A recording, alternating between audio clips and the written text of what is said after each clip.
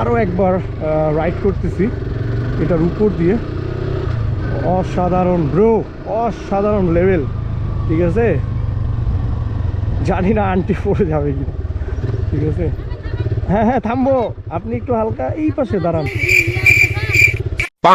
চলো আপনি যান, সমস্যা নেই। আমি দাঁড়ায় থাকবো, আপনি যান। না আমি যাবো না, আপনি যান। ওকে ওকে।